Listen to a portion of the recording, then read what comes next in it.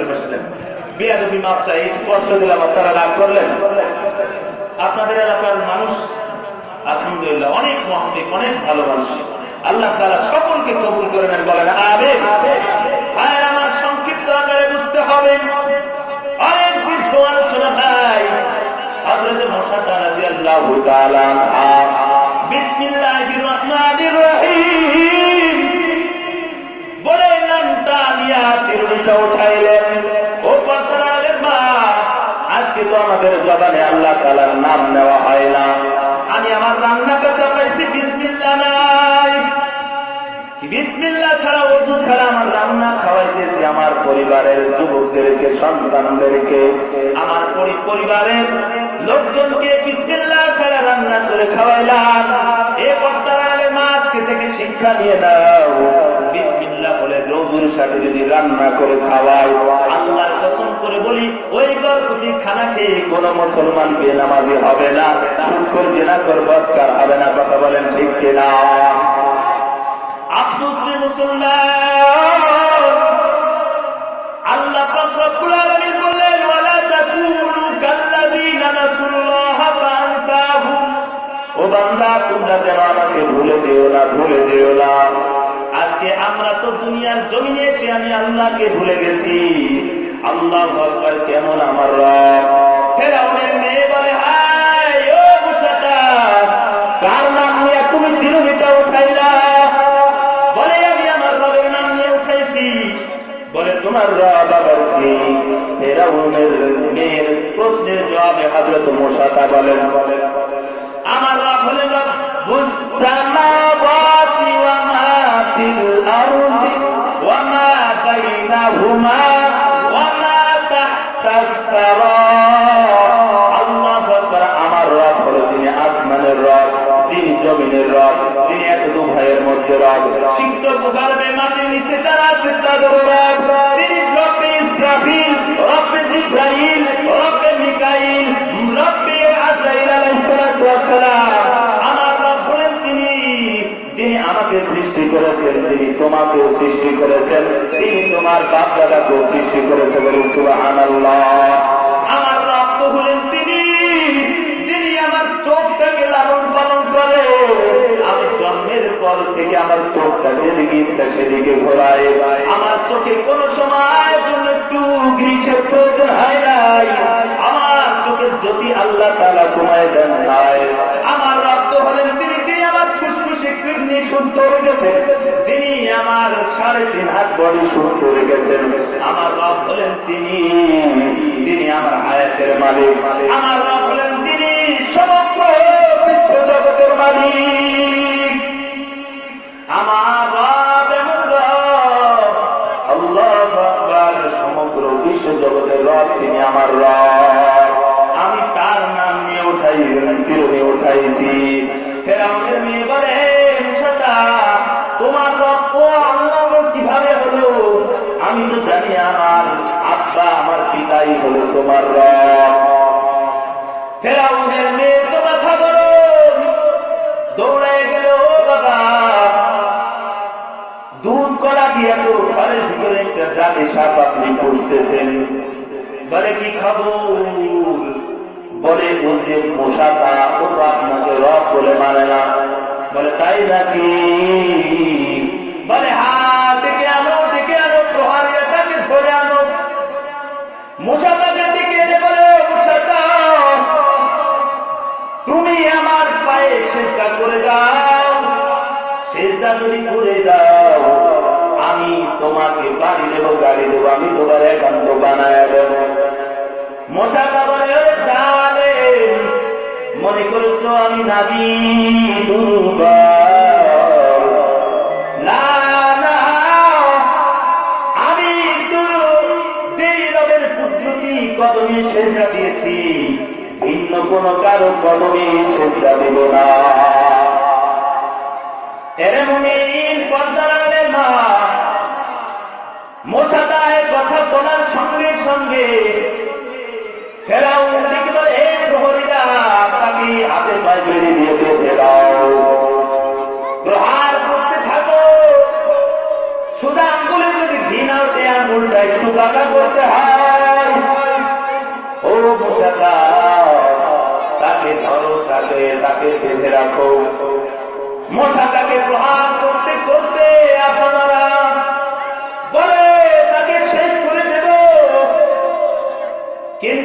কিছু মন্ত্রীরা বলে যাবে না, আপনার কাছে আর একটা কাজই হলো, হয়তোবা আর একটা কাজ করলে মশাটা হয়তো সন্তানের মনে পড়েছে, আপনার কদমে সেজদা দিয়ে দেবে। ফেরাউন বলল কি ব্যাপার? বলে যাও, ও দুইটা সন্তান আছে, সন্তান দুটি নিয়ে আসেন, চোখের সামনে সন্তানকে দেখে হয়তো আপনার সে রব বলে স্বীকার করবে। ঠিক আছে, সন্তান দুইটাকে আনো। সন্তান দুইটাকে আনার পর ফেরাউনকে বলা হলো, ফেরাউন বলল সেটা এই যে সন্তান দেখছো, যদি তুমি ঈমান না আনো তাহলে আমি তোমার সন্তান দুইটাকে দুনিয়ার জমিন থেকে বিদায় করে দেব। মূসা তারা বলে জানে আমি সন্তানের কারণে তাওহীদের বিশ্বাস আমার রবকে অস্বীকার করতে পারবো না।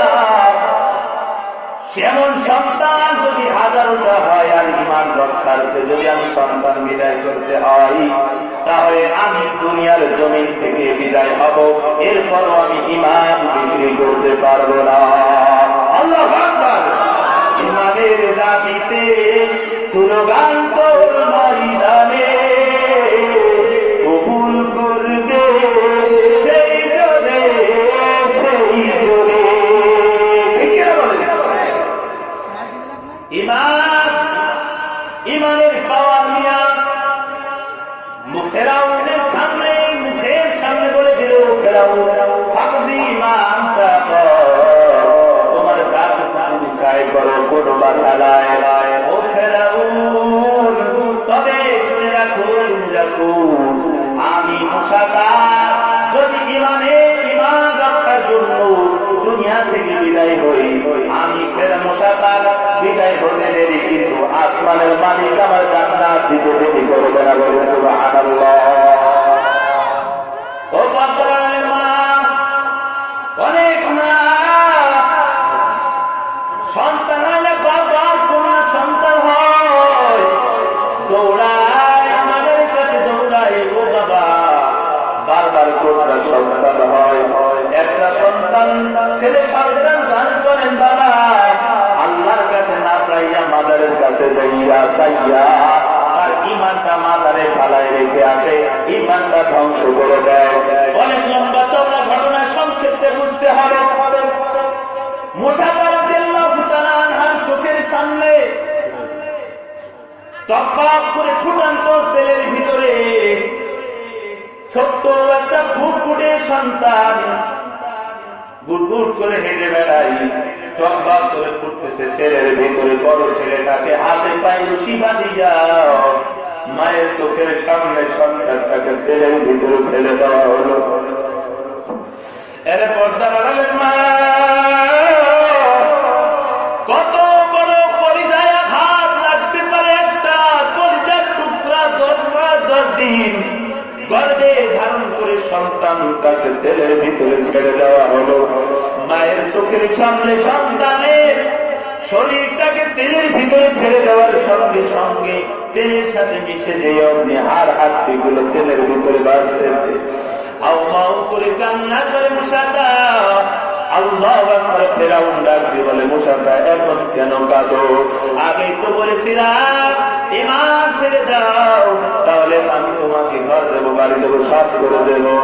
ঈমানের পাওয়ার দিয়ে মা চিল্লায় বলে, জালেম,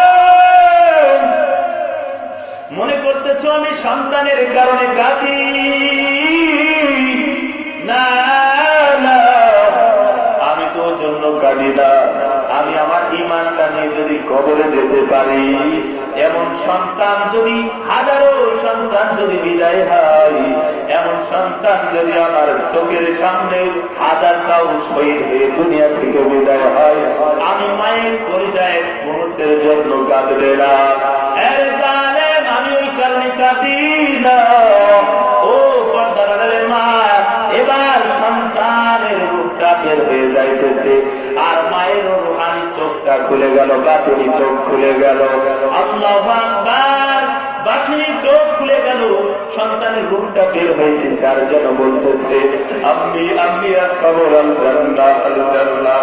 ওগো মা, কেঁদো না মা, আমাদের জন্য জান্নাত খুলে, জান্নাতের দরজা খোলা হয়ে গেছে মা, তুমিও ঝাঁপ দাও মা।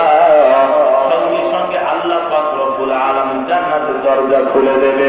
মেআনে আশিকো মাসুচিরামদি কিরামান কাতিবিরা হাম খবর বি হাম গুনাহগার কবুল কর মেরা ফরিয়াদ, হাম গুনাহগার কবুল কর মেরা নসিহাত।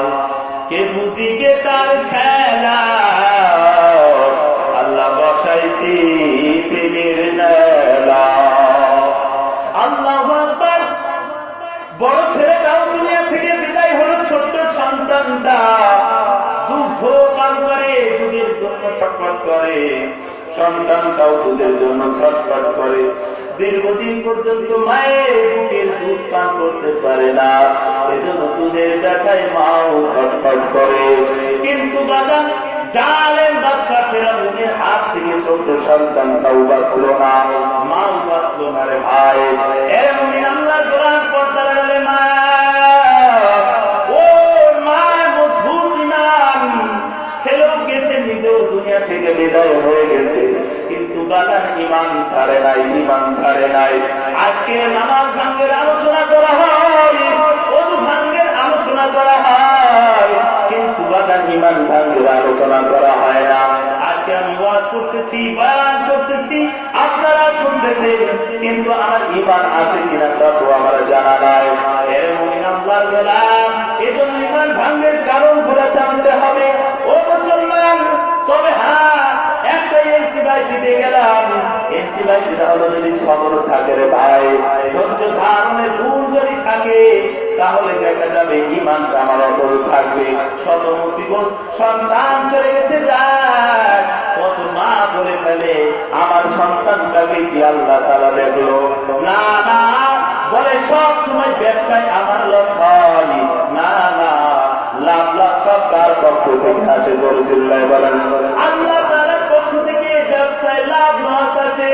ওয়াল কদরি খাইরিহি ওয়া শাররিহি মিনাল্লাহি তাআলা, ভালো মন্দ সবকিছু আল্লাহ তাআলার পক্ষ থেকে আসে।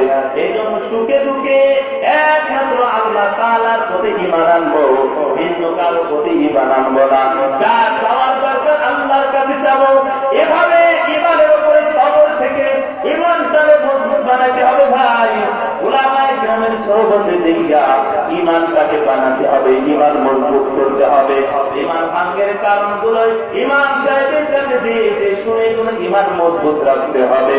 তাহলে আলোচনা দ্বারা বুঝতে পারলাম আল্লাহ পাক রব্বুল আলামিন বলেন, ঈমান নিয়ে যদি কবরে যেতে চাও, তাহলে তোমার ঈমানের উপরে সবরের গুণ অর্জন করতে হবে।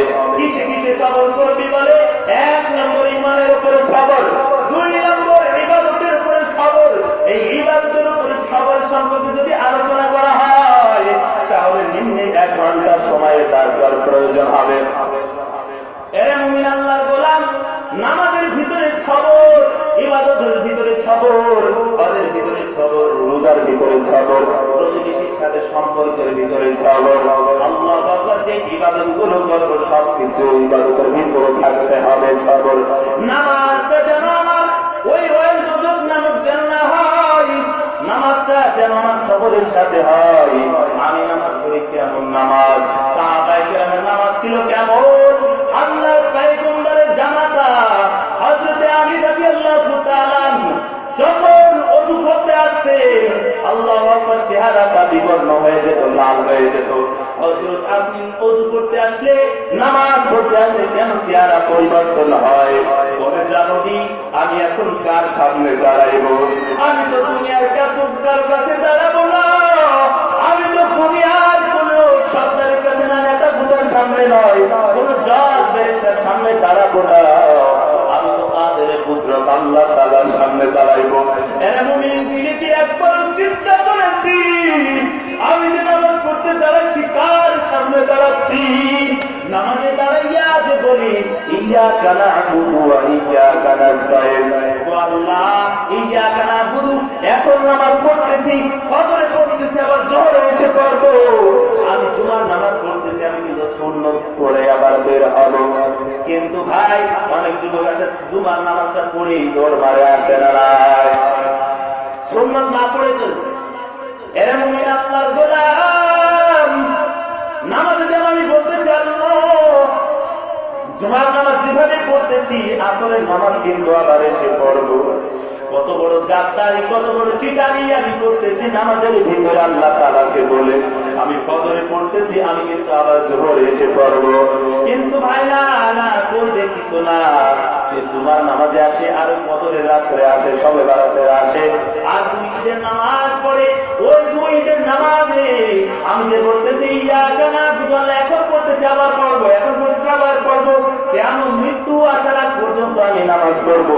কিন্তু আবার দেখা যাচ্ছে যে সাথে সাথে পরের ওয়াক্তে নামাজে মসজিদে দাঁড়ায় আসে না নাই, পরের ওয়াক্তে এসে মসজিদে আর নাই, নামাজের খবর নাই। আল্লাহু আকবার, বেখবর। আমি যেন নামাজের ভিতরে বলতেছি আল্লাহ,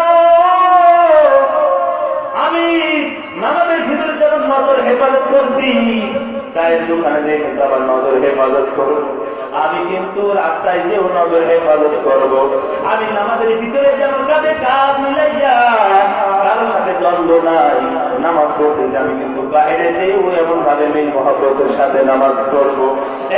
আল্লাহর গোলাম, আল্লাহ তাআলা এই সবরের শিক্ষা দিতেছে, শরীয়ত তাই বলে সবরের সাথে নামাজ করো, ধৈর্যের সাথে তোমার ইবাদতটা করো। তোমার ওযুটা যদি হয় জান্নাত, তোমার নামাজ হবে শানদার, তোমার নামাজ যদি হয় শানদার, তোমার জীবন হবেও শানদার। বলে সুবহানাল্লাহ। এটা তো শরীয়ত শিক্ষা দেয়। সাবধান, মাথা থেকে আসছেন কাজ করে, পেটে তো প্রচন্ড ক্ষুধা, আর ভিডিও দেখি গতকালকে বাজার থেকে ইলিশ মাছ আর বেগুন নিয়ে, এখন নামাজ যে দাঁড়াইছি পেটের ভিতরে ক্ষুধা বাড়িয়েছে, দেখি ইমাম সাহেব মুয়াজ্জিন সাহেব আমি কক্কামতের সালাত শুরু করি, আয় হায় নামাজে দৌড়াই, আল্লাহু আকবার, নামাজে দাঁড়াইতে আমি মনে করতেছি আহা পেটে তো প্রচন্ড ক্ষুধা, দেখি ইলিশ মাছ বেগুন ভাত, এই দিকে শুরু করছি। আবার এই শীতের মৌসুমে দেখবে অনেক মুরব্বীরা এক অজুতে একবারে 3 ওয়াক্ত সারবে, আছে না? এক অজুতে আসর মাঝে বিশ্বাস বলতেছে ইমাম সাহেব তো ঈশা নামাজে দাঁড়াইছে, ইমাম সাহেব সূরা মাউন করে, আর ওই মুখটা দিয়ে হিসাবে তো একটু থেকে যাচ্ছে, ওযু বাঁচাইতে হবে, শীতের ভিতরে কিরা ওযু করে, ওযু বাঁচানোর জন্য এখন তো নামাজে দাঁড়াইছে। আল্লাহ, ইমাম সাহেব সুবহান রাব্বিয়াল আলা, সুবহান রাব্বিয়াল আযীম পাঠ করে, কতবার করে, এদিকে তো সে পিশাব সুবহান রাব্বিয়াল আযীম। এজন্য শরীয়ত শিক্ষা দেয় তোমার পিশাবটাকে নামাজ বানাও, পিশাবটাকে নামাজ বানাও, আর নামাজটাকে পিশাব বানাও। মুহতারাম, এজন্য আমার নামাজটাও সবরের শিক্ষা দেয় আল্লাহ রাসূল শরীয়তে। বলেন না সুবহানাল্লাহ। নামাজটাও সবরের সাথে হতে হবে। নামাজ দেওয়ার আগে তোমার পিশাব পায়খানা যত জরুরত আছে আগে সেরে দাও। তুমি ক্ষেত খামারে কাজ করে আসছো, বাড়িতে আসছো, খাবার রেডি, ওদিকে একামত চলতেছে না, যাওয়ার দরকার নাই, তুমি খাওয়া করো, খানা সেরে নাও, তৃপ্তি সহকারে খাইয়া নামাজে যে শরীর খাও, তাহলে তোমার খাওয়াটা হয়ে যাবে নামাজ। জিন্দাবাদ সুবহানাল্লাহ। মুসলমান ভাইয়েরা আমার, তাহলে সমস্ত ইবাদত গুলো সবরের সাথে করতে হবে, ঈমানটাও সবরের সাথে রাখতে হবে। এবার আছেন সবর আলাল গজব। সবর আলাল গজব, গজব মানে রাগ, গজব মানে রাগ, ক্রোধ। রাগ ছিলেন তো আপনাদের দেশের কি ভাষা বলতে জানেন? রাগ রেগে যায় না, এর আগে খারাপ, ওই আল্লাহ, এর আগের সময় সবর। আহা, রাগ বড় মারাত্মক, ক্ষতিকর, ভয়ঙ্কর। এই রাগের কারণে মুসলমান বেঈমান হয়ে কবরে যায়। হাজার হাজার জিনার গুনাহ নিয়া এই মুসলমান কবরে যায়। কেমন ভাবে? বলে রাগের কারণে আমার এক মুসল্লি এসে বলে, হুজুর গতকালকে বাবা এত রাগ হয়ে গেছে। বলে কেন? বাড়িতে এসে নামাজ পড়তে যাবে, এসে দেখে যে টুপি উপায় না, জামাও পায় না, মা তো একটু সাইডে বাড়ির পাশের বাড়িতে গেছে, এদিকে জামা পায় না, টুপি পায় না, রাগের চোটে জবান দিয়ে দেবে হিন্দি ল্যাঙ্গুয়েজ, ইংরেজি ছেড়ে দিচ্ছে, সে ভাষা বলার মতো না। এরা মাথা না নাই ভাই, আপনাদের এলাকায় নাই, তবে আমাদের এলাকায় যে ঘটনাটা শুনলাম অনেক আল্লাহ এমন ভাবে মুখে বের করছে, হুজুর এই ক্ষমতা আমরা একদম শেষ করে শেষমেশ আমরা এসে হাতে পায়ে ধরতেছি, ধরে বলতেছে যে জামা কাপড় সব কিছু, জামা কাপড় সব জ্বালাইতে হয়। এক পর্যায়ে আমরা বলতেছি যে আপনি এমনটা করতেছেন, সে এক পর্যায়ে বলতেছে আজকে থেকে নামাজই পড়বো না, নামাজে এ করি তা করি, চিন্তা করেন নামাজই পড়বো না, নামাজ ছেড়ে দিচ্ছি। নামাজের কতটি ভাষা, নামাজের এ করি তা করি, কত মুরব্বী আছে ভাই, রাতের সময় বেসবর হইয়া জবান দাঁড়িয়ে এমন কথা বলে যার দ্বারা বেঈমান হওয়ার সম্ভাবনা আছে।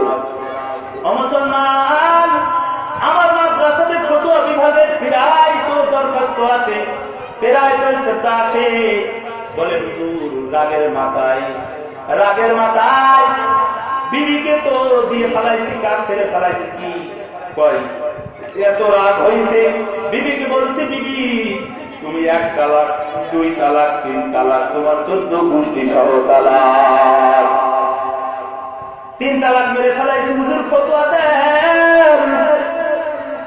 বিবি তো দিনদার, বিবি তো মাদ্রাসায় পড়ুয়া, মাদ্রাসায় তালিম শুনতে যাই, ওই বিবি বলতেছে তুমি আমাকে তালাক দিয়ে দিছো, আজকে থেকে তোমার দেখা দেওয়া যায় নাই।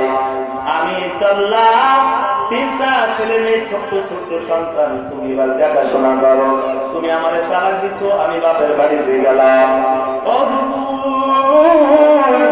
একটা সুস্থ সমাধান আমাকে দেন, রাগের মাথায় কি করে ফেলাইছি কোন আমার আল্লাহ হুঁশিয়ার ছিল না। এবার কোরআন হাদিসের ভাষ্য অনুযায়ী, আপনার যে বক্তব্য অনুযায়ী, দরখাস্ত অনুযায়ী চিরতরের জন্য আপনার বিবি হারাম। ফতোয়ার কাগজটা নিয়ে পকেটে নিয়ে বাড়িতে যায়, আর পথে চিন্তা করে হায় হায় ফতোয়া তো আসলো, বিবি ছিল জীবনের জন্য হারাম। এখন যদি আমি এই ফতোয়ার কাগজ বিবিকে দেখাই, বিবি তো আর আসবে না, অমনি করে কাগজটা ভাঁজ করে পকেটের ভিতরে বুঝিয়া যাইয়া বলে দিবি সুফা মাদ্রাসা থেকে, ওই যে বারাসাত মহিলা মাদ্রাসা থেকে ফতোয়া নিয়ে আসলাম, হুজুর ফতোয়া দিছে তুমি আমার জন্য তালাক হও নাই, আসো তুমি আমার ঘরে এসে সংসার করি। চিল্লা বলেন নাউযুবিল্লাহ। ও মুসলমান, যতদিন পর্যন্ত বিবির সাথে মেলামেশা করবে, ততদিন পর্যন্ত ওই বান্দার আমল নামায় জিনার গোনা লেখা হবে। চিল্লায় বলে নাউযুবিল্লাহ। রাগের কারণে জিনার গুনাহ পর্যন্ত সে অর্জন করছে। রাগ বড় ভয়ঙ্কর। রাগের কারণে প্রতিবেশীর সঙ্গে খারাপ আচরণ করে ফেলাইছি, বিবির সাথে খারাপ আচরণ করে ফেলাইছি। আহা, আজকে তো প্রতি ঘরে ঘরে অশান্তি, সংসারে অশান্তি, বিবির মা বোনেদেরও সবর নাই, আমাদের পুরুষদেরও সবর নাই, যার কারণে আজকে পুরুষেরা আপনার মহিলাদের জুলুম করে, মহিলারা পুরুষদের সাথে জুলুমের আচরণ করে। কথা বলেন ঠিক কিনা? আরে মুমিন আল্লাহর গোলাম, এর থেকে কি করে বাঁচতে হবে? আল্লাহর পয়গম্বর একটা মেডিসিন দিয়া দিয়েছেন, এর নবীর উম্মতের দল, যখন তোমার রাগ হয়ে যাবে, ইদা গদিবা আহাদুকুম, যখন তোমাদের ভিতরে কারো রাগ হয়ে যায়, ও ইমুন, দাঁড়ায় আছো, সঙ্গে সঙ্গে বসে যাও। যদি তুমি বসে থাকা অবস্থায় রাগ হয়, তাহলে তুমি ভিন্ন জায়গায় চলে যাও। এরপরেও হলো না, সঙ্গে সঙ্গে তুমি ওযু বানায় দাও, তাহলে তোমার থেকে রাগ দূর হয়ে যাবে। এর মুমিন আল্লাহর গোলাম, মহিলাদের ব্যাপারে আল্লাহর পয়গম্বর বলেন, ও পুরুষের দল, ইসতাউসু বিল নিসা, তোমাদেরকে আমি নসিহত করতেছি, তোমরা যেন মহিলাদের সাথে ভালো ব্যবহার করবা, ভালো আচরণ করবা। রাগের কারণে বিবিরে আল্লাহু আকবার লাগাই দিছি ছোট একটা ঘুষি। আল্লাহু আকবার, এখন তো ঘুষি লাগাই দিছি, ছোট তো ছেলে ফেটে গেছে। আল্লাহ, এখন ফতোয়া কি আল্লাহ নবী বলেন, যদি তুমি ছোটটা ফাটায় দাও তাহলে তোমার উপরে জরিমানা হলো 100 উট। হায় হায়, 100 উট আছে না? 100 উট নাই, তাহলে কি বলে? তাহলে তোমার উপরে জরিমানা হলো 100 ছাগল। বলে ভুল পাগল, 100 ছাগল কোথায়? আহা, ছাগল নাই। বলে 1 লক্ষ টাকা। বলে হুজুর পকেটটা বড় টাকা, সম্ভব না।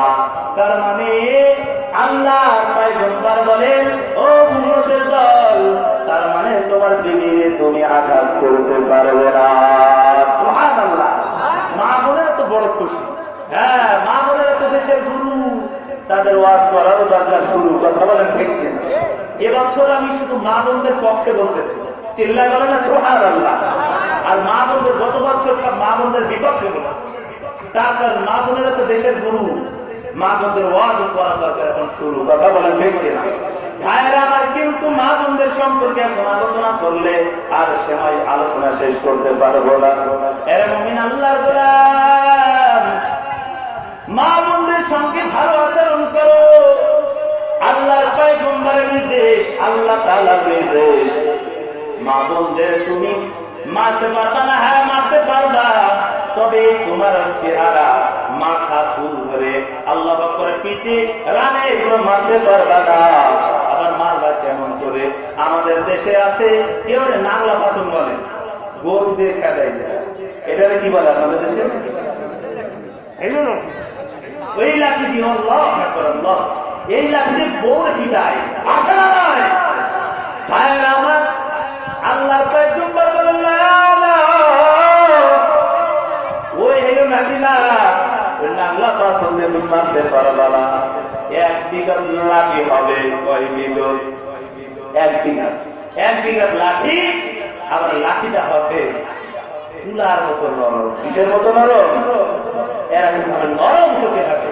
এটা দিয়ে বিবিরে মারবা, বিবি কাঁদবে না, বিবি সুস্থিতে হাসি আসবে। কথা বলেন ঠিক কিনা? আল্লাহু আকবার। সব সময় হাসি মুখে বিবির সাথে কথা বলো। পর্দা লাগালের মা, তোমরা ওখান থেকে শিক্ষা গ্রহণ করো। আমার স্বামীর সাথে যত রাগ হবে হাসি মুখে কথা বলবো। ইনশাআল্লাহ এই আমল যদি করতে পারেন তাহলে ইনশাআল্লাহ আমার সংসারে কোনোদিন রাগারাগি হবে না। বিবির সামনে স্বামীও রাগ করবে না, আর তালাকও হবে না, জিনার গুনাহ হবে না, বেঈমানও হবে না, বিবির হাতে গায়ে হাত উঠবে না। কথা বলেন ঠিক কিনা? মুসলমান ভাইয়েরা আমার, এই গেল রাগ, সবর আনিল গজব। রাগের উপরে গজবের সময় রাগ যখন আসবে সবর করবা। আল্লাহ পয়গম্বর বলেন, মান কাযাবা গায়জান, যে ব্যক্তি রাগ হলো কিন্তু সে রাগ হজম করলো, কাল কিয়ামতের ময়দানে বিশাল জনসমুদ্রের সমুদ্রের মধ্যে আল্লাহ পাক রব্বুল আলামিন ডাক বলে, ও বান্দা, আয় আয় আয়, তোমার তো রাগ ছিল, তোমার ক্ষমতা ছিল, তুমি ইচ্ছা করলে রাগের বশবর্তী হইয়া তোমার বিবির চলে তুমি ঠাকুর বসাইতে পারতা। তোমার ক্ষমতা ছিল তুমি ইমাম সাহেবের সাথে খারাপ আচরণ করতা। তোমার ক্ষমতা ছিল তোমার প্রতিবেশীর সঙ্গে ভালো ব্যবহার করতে পারবে না। তোমার ক্ষমতা ছিল তোমার ভাইকে তুমি একটা ঠাকুর করতে পারতা, কিন্তু করো নাই। তুমি রাগটাকে হজম করছো রে মুমিন। আয় আয় আয়, লাইসা শাদীদু বিসসুরআ ইন্নামা শাদীদুল্লাযী ইয়ামলিকু ইনদাল গাদাব। ও মুসলমান, রাগের সময় রাগটা প্রয়োগ করতে পারাই বাহাদুরি না। তুমি পারতা খুশি মাইরা তারে নাকটা ফাটাইতে পারতা, কিন্তু রাগ হজম করছো। আজকে তুমি সব থেকে দুনিয়ার মধ্যে সব থেকে বীর বাহাদুর। চিল্লায় বলি সুবহানাল্লাহ। কিয়ামতের ময়দানে আল্লাহ পাক রব্বুল আলামিন ডেকে বলবেন, ও বান্দা, আমার কারণে তুই রাগ হজম করছিলি,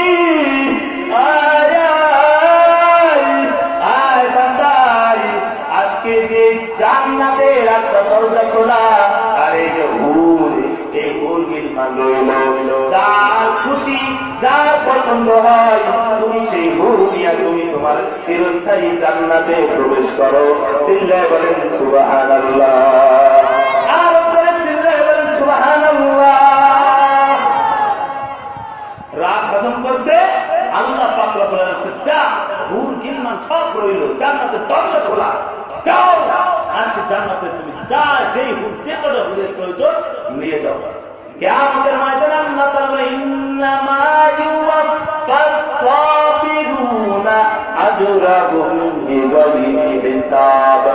আল্লাহ তাআলা বলেন বান্দা সবরের জিন্দেগি অবলম্বন যারা করেছে কিয়ামতের ময়দানে আমি আল্লাহ তাআলা বিনা হিসেবে তার জান্নাতে দেব। সুবহানাল্লাহ।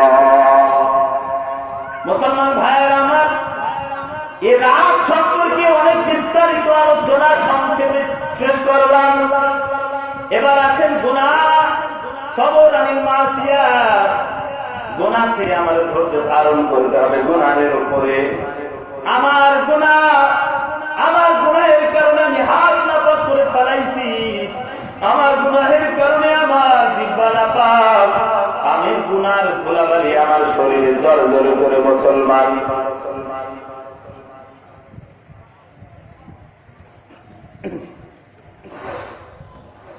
জিকির করে লা ইলাহা ইল্লাল্লাহ।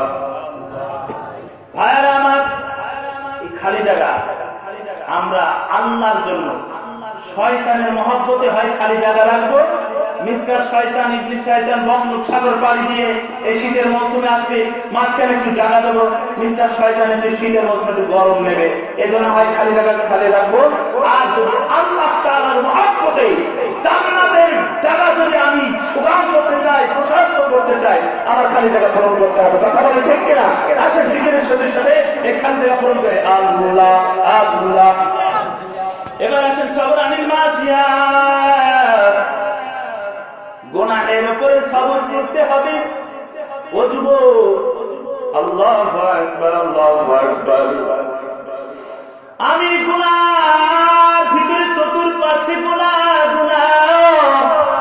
গুনাহের প্রতিযোগিতা চলে, চতুর্পাশে গুনার ছড়াছড়ি। আপনাদের এলাকায় পাখি শিকার করে, আমাদের এলাকায় এরকম পাখি শিকার করে, হাজার হাজার পাতা, হাজার হাজার পাতা গাছে বসা পাখি। এই পাখিটাকে শিকার করার জন্য বন্দুক টার্গেট করে হাজার হাজার পাতার মধ্যে ওই পাখিটাকে। কথা বলেন ঠিক কিনা? চতুর্পাশে গুনার কাটা ছড়াছড়ি। আমার টার্গেট হলো আমি গুনামুক্ত জীবন নিয়ে কবরে যাব। আল্লাহু আকবার। এ পাশে নারী, ও পাশে নারী, বাসে আসতেছে। আল্লাহু আকবার। ইচ্ছা নাই, উপায় নাই। মনে হইতেছে ডানে নারী, বামে নারী, ডানে গুনাহ, বামে গুনাহ, উপরে গুনাহ, নিচেই গুনাহ। ইচ্ছা না করে থাকলেও আল্লাহু আকবার গানের আওয়াজ আমার কানের ভিতরে আসে। হায় হায়, কি করবো? বলে তোমার টার্গেট যদি হয় গুনাহ থেকে বাঁচা, তোমার টার্গেট যদি হয় জান্নাত,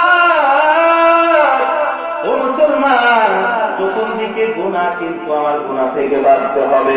কেমন ভাবে? হযরতে ওমর রাদিয়াল্লাহু তাআলা জিজ্ঞাসা করে, ভাই তাকওয়া কারে বলে, খোদাভীতি কারে বলে? বলে তুমি কি জানো না? বলে তাকওয়া কেমন? তুমি বেত বাগানে গেছো কি কোনোদিন? বেত বাগানে? বলে হ্যাঁ, বেত বাগানে গেছি, চতুর্পাশে কাটা। আমি যখন বেত বাগানের ভিতরে যাই, চতুর্পাশে কাটা, আমার শরীরটাকে আমি এমন ভাবে সংকোচন করে চলি যেন একটা কাটাও আমার ভিতরে, শরীরের ভিতরে না ঢোকে। এর যুবক আল্লাহর গোলাম, এ পর্দার মা, আজকে তোর চুলটাকে ছেড়ে দিয়া কত যুবককে পাগল করলি রে ভাই। আজকে তোর চেহারাটাকে ফেস ওয়াশ না দিয়া, কত দিন দিয়া ফ্যাশন করিয়া তুই কত যুবকের গুনাহ করাইলি, কত পুরুষকে তোর দিকে আকর্ষণ করলি রে মা।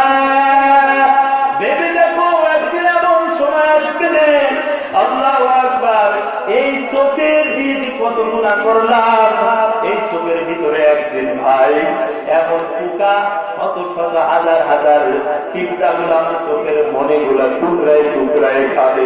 চেলা পোকার একদিন আমার এই চোখটাকে খাদ্য হবে। আমার চুলটা আমি সাবান শ্যাম্পু দিয়ে ফুলাই রাখছি। আল্লাহু আকবার, এই চুলের দিকে আমি আসক্ত বানাইছি।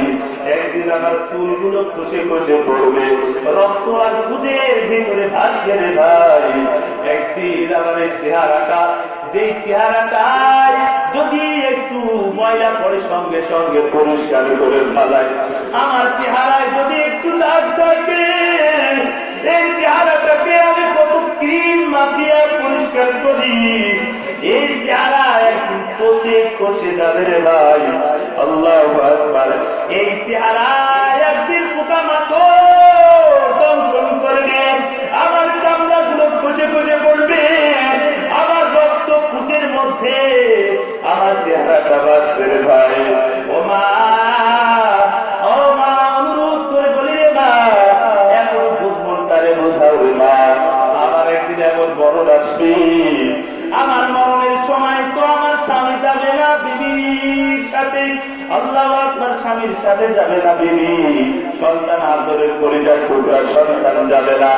গুনাহের কারণে চেহারাটা না পাই, আমি সেই রবের সামনে চেহারা নিয়ে কেমনে দাঁড়াইব? আহা, চতুর্দিকে গুনাহ। চিন্তা করে দেখো রে মা, আমি যদি নতুন শাড়ি পরি, এই শাড়ি দিয়া আল্লাহু আকবার আমার মেয়েটা কত আদর করে পড়তো। কিন্তু এমন একটা সময় আসবে, যে কাপড়ের উপরে মৃত্যু আমার হবে, যেই কাপড়ের উপরে মৃত্যু হবে, ওই কাপড়টা আমার পরিবার টুকরা সন্তান একবারও তো পড়তে চাইবে না। ও যুবক কিন্তু পর্দা লাগালে মা, একটা সাবান দিয়া বাড়ির সবাই তো গোসল করি, ঈদের দিন একটা সাবানে সব ফ্যামিলির লোক সবাই তো গোসল করে। কিন্তু এমন একটা সময় আসবে, যে সময় আমার যে সাবান দিয়ে গোসল দিবে, আল্লাহু আকবার, ওই সাবান তো আমার ছেলেও মাখবে না, আমার বিবিও মাখবে না, আমার প্রতিবেশীরাও তো মাখবে না, আমার বাবাও মাখবে না। আল্লাহু আকবার, মুসলমান। কিন্তু যদি গুনাহ করে করে আমার জীবনটা শেষ করি, আল্লাহু আকবার, হযরতে ওমর বলেন, বেদবাগানে আমি যেভাবে সংকোচন করে চেহারাটাকে যেন কোনো দিকে আমার আল্লাহু আকবার এই কাদা না ছুটে যায়, আমি যেভাবে সতর্ক করে দুনিয়াতে চলি, আমি মুসলমান, আমি চতুর্পাশে গুনাহের কাদা, এ ডানে কাদা, বামে গুনাহের কাদা, সামনে গুনাহের কাদা, নিচে গুনাহের কাদা, উপরে গুনাহের কাদা। খবরদার, খবরদার, আমি এক মুহূর্তের জন্য কিন্তু বাদান গুনাহ থেকে আল্লাহু আকবার গুনাহের কাদা আমি শরীরে লাগাইব না। একটা বীর নারীর চেহারার দিকে যদি নজরটাকে ফিরাই নিতে পারি, এই কষ্টটা যদি করি, আল্লাহু আকবার, আমার মনে চায় যে আমি একটু বীর নারীর চেহারার নিচে তাকাই, কিন্তু রবের ভাই আমাকে চোখটারে ফিরাই দেয়। এই কষ্ট যে হয়, একবার যদি আমি নারী বীর নারীর চেহারা দিকে আমার নজরটা ফিরাই, তাহলে আল্লাহ তাআলার সাথে সম্পর্ক হওয়ার জন্য প্রথম আসমানে চলে গেলাম। সম্পর্ক হওয়ার জন্য যদি আর একবার নজরটারে ফিরাই, চায়ের দোকানে যদি আমি ওই শয়তানের বাছুর নজর না করি, আমার একবার নজরটা ফেরাইয়ের কারণে যে কষ্টটুকু হবে, আল্লাহ তাআলার সাথে মহব্বত হওয়ার জন্য দ্বিতীয় আসমানে পৌঁছে গেলাম, এভাবে সপ্তম আসমানে পৌঁছে গেলাম, আরশে আজিমে আল্লাহ তাআলার সাথে সম্পর্ক হয়ে গেল। এর মুমিন আল্লাহর গোলাম, আমি যদি গুনাহ থেকে বেঁচে থাকি, আল্লাহ আমার সাথে মহব্বত করবে। কেউ যদি আল্লাহ তাআলার মহব্বত পেয়ে যায়, সে কোন কিনারাহীন মহাসাগরের মালিক আমার আল্লাহ। যদি আল্লাহ তাআলার একটু মহব্বতের সুনজর একবার পড়ে যায়, দুনিয়া আখিরাতে তার জন্য সফল হওয়ার জন্য যথেষ্ট। চিল্লায় বলুন সুবহানাল্লাহ। আল্লাহর গোলাম, এজন্য গুনাহ থেকে বাঁচতে হলে সবর করতে হবে। ইচ্ছা করে সুদ খাবো, ঘুষ খাবো, ইচ্ছা করে আমার অন্যকে একটু গীবত করবো, শিকায়ত করবো, এত যদি সবর করি, আহা গীবত তো আজকে মসজিদের ভিতরে ডিজিটাল কায়দায় হয়, কথা বলেন ঠিক না?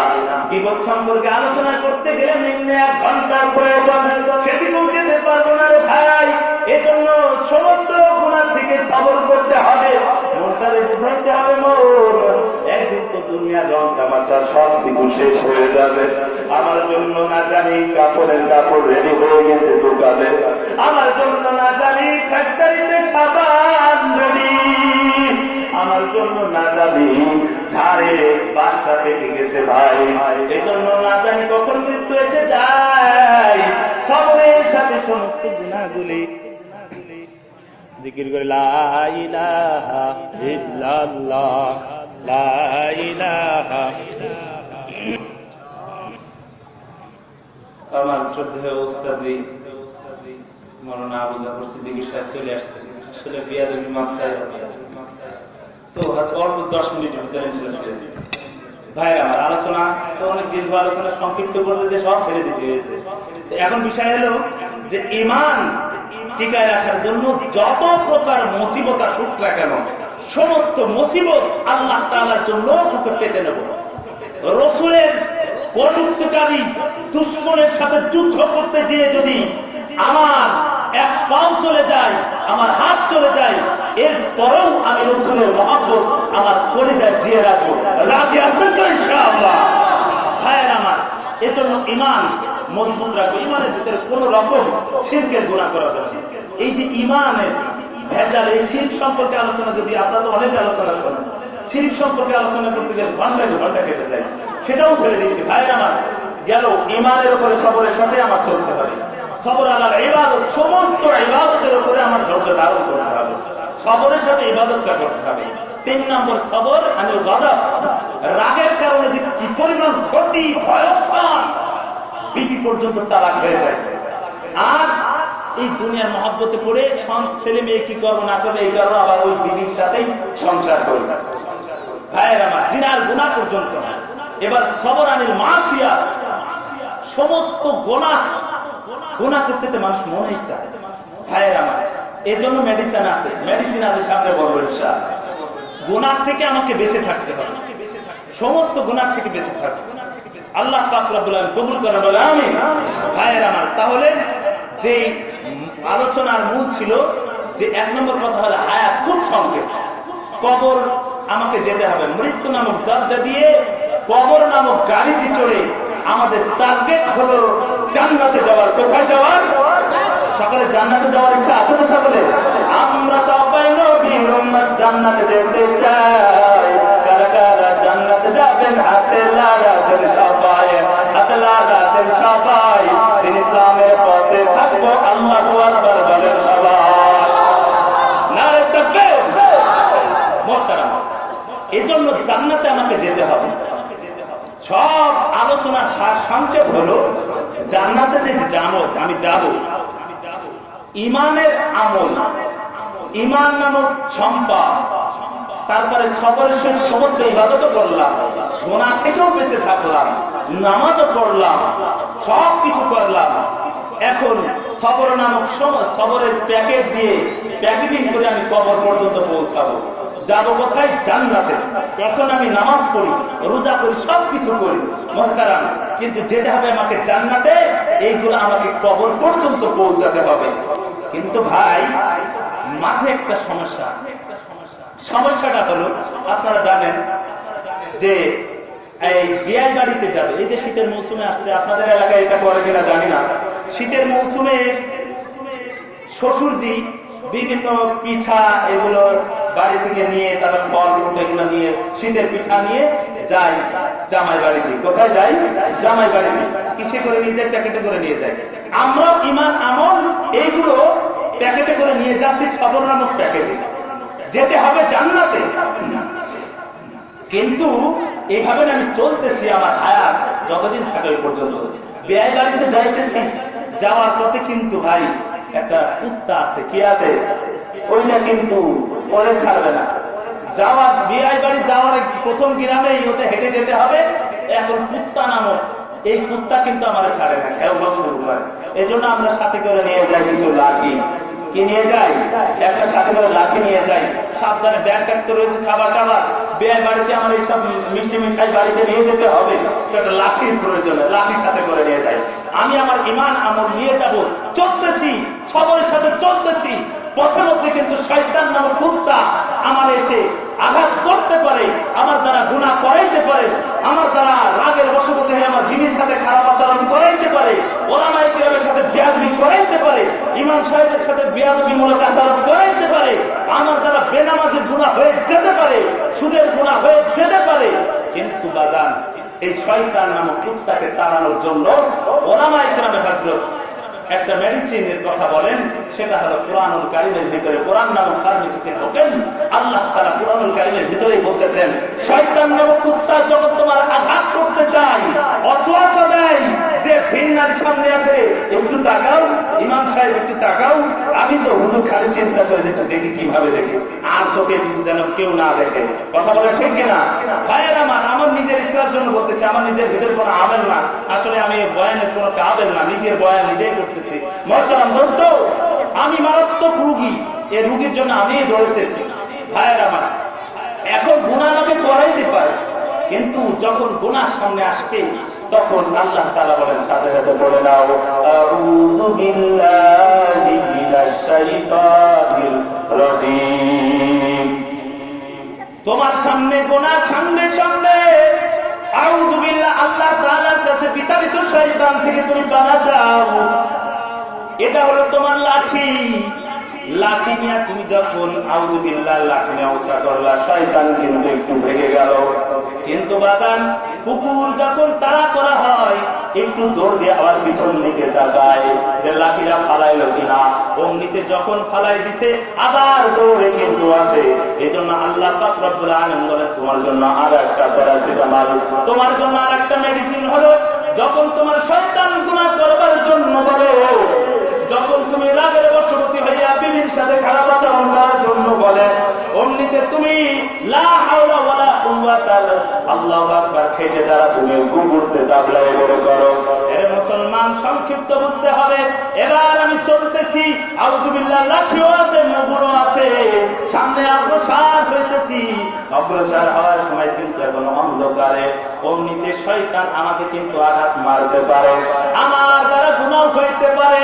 বলতে পারেন, হুজুর এই জীবন তো কত গুনাহ করলাম, কিন্তু গুনাহ করে করে কিন্তু আমার জীবনটাকে কালা বানাই ফেলেছি, আমার কলবটাকে কালা বানাই ফেলেছি, হুজুর একটা মেডিসিন দিয়ে দেন, আমি এখন এইখান থেকে মাপ চাই, আল্লাহু আকবার, আমি এর থেকে পরিশুদ্ধ হতে চাই। হুজুর আমার শয়তান নামক কুত্তা তো কামড় দিয়ে দিচ্ছে, এখন এই কামড়ের জন্য আমার একটু মলম ধরে যায়, কি মলম দেব? কুরআনুল কারীমের ভিতরে আছে, আল্লাহ তাআলা বিভিন্ন মলমের কথা বলে গেছেন। এর নবীর উম্মতের দল, ও আল্লাহর গোলাম, আমার গুনাহ হয়ে গেছে, অনেক গুনাহ হয়ে গেলে কি করবি মুমিন?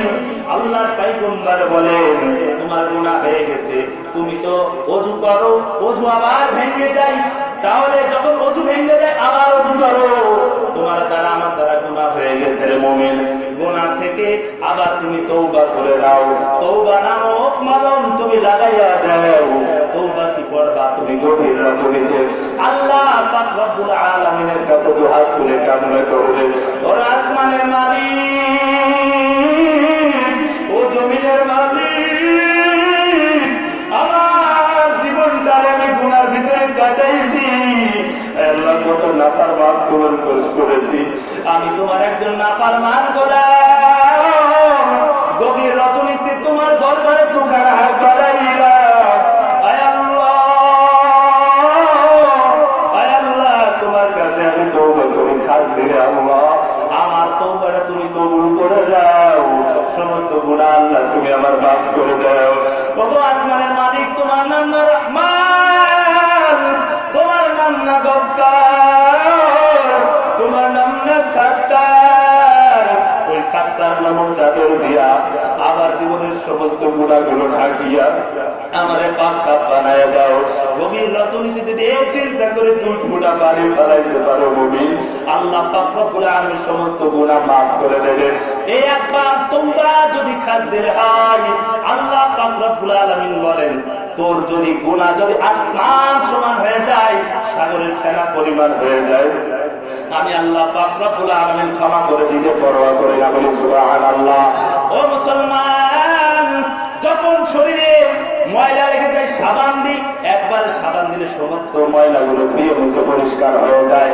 কোন মুমিন যদি খাদ্যের তওবার শর্তগুলো মেনে, তওবার শর্ত শারাত মেনে যদি মুসলমান যদি কেউ তওবা করতে পারে, আল্লাহ পাক রব্বুল আলামিন বলেন আমি বান্দা তোর আমি একদম নিষ্পাপ বানাই দেব। সুবহানাল্লাহ। এর মুমিন আল্লাহর গোলাম, কবর বড় ভয়ঙ্কর, এজন্য তওবা করে নিষ্পাপ হইয়া ঈমান নামক দৌলত, ইবাদত নামক দৌলত নিয়া কবরে যাও। আল্লাহ পাক রব্বুল আলামিন কবরের সঙ্গে সঙ্গে জান্নাতের মেহমানদারি বানায় দিবেন। কবরে আল্লাহ তাআলা জান্নাতের বিছানা বিছায় দেবেন। সুবহানাল্লাহ। মোহতারাম দোস্ত, আলোচনা দীর্ঘায়িত করলাম না। আল্লাহ পাক রব্বুল আলামিন যেটুকু বিক্ষিপ্ত আকারে আলোচনা করেছি, আল্লাহ পাক রব্বুল আলামিন সর্বপ্রথম আমাকে আমল করার তৌফিক দান করেন, আপনাদের সকলকে এরপরে আমল করার তৌফিক দান করেন। সকলে জবান খুলে পড়ে আল্লাহুম্মা আমিন। আর জবান খুলে আল্লাহুম্মা আমিন। নারায়ে তাকবীর, নারায়ে তাকবীর, চলো নারায়ে তাকবীর। চলো তুমি চলো ধারায়া দেখবার, চলো তুমি চলো ধারায়া দেখবার, বীর মুসলমান দরবার কুরআন ফিরে এলো সেই হারানো সম্মান। নারায়ে তাকবীর, নারায়ে তাকবীর, যে আওয়াজ শুনে ওর মুসলমান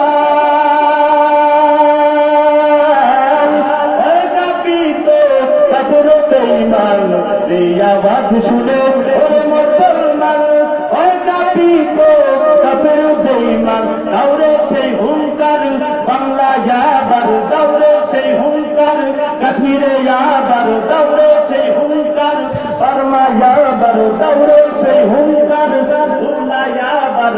বাতিলের কাছে ভেঙে করবে চুরমার, বীর মুসলমান ফরওয়াল কুরআন ফিরায়ে আনো সেই হারানো সম্মান। নারায়ে তাকবীর, বলো নারায়ে তাকবীর।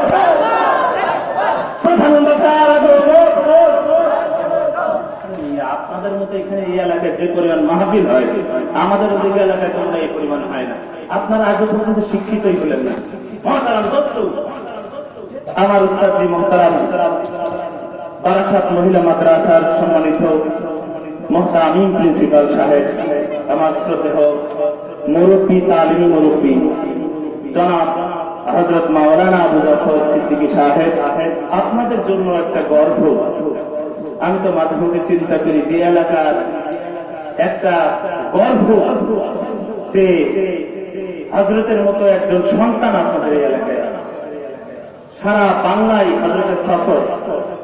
আমি হযরতের অনেক মহব্বতের একজন মানুষ, এজন্য হুজুর যেহেতু বলেছেন এই জন্য আমার আলোচনা দীর্ঘায়িত করলাম। নচেত আমার লাইফে আমি কোনোদিন প্রধান বক্তা বসায় রেখে আমি কোনো আলোচনা করি না। আমার আলোচনা যেখানেই আসবে, যেখানে অর্ডার আছে সেখানেই শেষ হোক চাই না। মহতারাম দোস্ত, আমরা যারা দাঁড়ায় আছে হযরতের সম্মানার্থে আপনাদের একটা নিয়ামত, হযরতের সাথে সুসম্পর্ক রাখবেন, ওলামায়ে কেরামের সাথে সম্পর্ক রাখবেন। ইনশাআল্লাহ আল্লাহ তাআলা যদি সামনে আসার তৌফিক দান করেন, মাদ্রাসার মাহফিলগুলোতে আমার সর্বদা আলোচনা সেরকম থাকে। আমি স্বাভাবিকভাবে মাদ্রাসা কেন্দ্রিক যে মাহফিলগুলো হয়, মাদ্রাসা কেন্দ্রিক আলোচনা হয়। মহতারাম দোস্ত, ওলামায়ে কেরামের সাথে সম্পর্ক রাখা যে কতটা জরুরি, ইনশাআল্লাহ যদি আল্লাহ তাআলা কোনো সময় কোনো মাহফিলে, কোনো মাদ্রাসার মাহফিলে আল্লাহ তাআলা আমার ইনশাআল্লাহ সেখানে আলোচনা শুনবো। আর হযরতের আলোচনা, হযরতের ইজ্জত রক্ষাতে আমরা একটু মেহেরবানিতে যতদূর সম্ভব, আমরা বুঝতেছি আপনাদের অনেক কষ্ট হইতেছে, ইনশাআল্লাহ হযরতের আলোচনা করবো আমলের নিয়তে, সবরের পরিচয় দিয়ে। যে আলোচনা শুনলাম এটা তো ধৈর্যের পরিচয়, ধৈর্যের আলোচনা। কিসের আলোচনা ভাই? ধৈর্য, সবরের আলোচনা। আজকে হযরত যতক্ষণ পর্যন্ত আলোচনা করবো চাতক পাখির মতো একেবারে সাহাবায়ে কেরামের গুণে গুণান্বিত হয়ে সমস্ত আলোচনাগুলো আমলের নিয়তে ইখলাসের সহিত শুনবো। আল্লাহ তাআলা সকলকে কবুল করেন, বলেন আমিন। ওয়া আখিরু দাওয়ানা আলহামদুলিল্লাহি রাব্বিল আলামিন। আসসালামু আলাইকুম ওয়া রাহমাতুল্লাহি ওয়া বারাকাতুহু।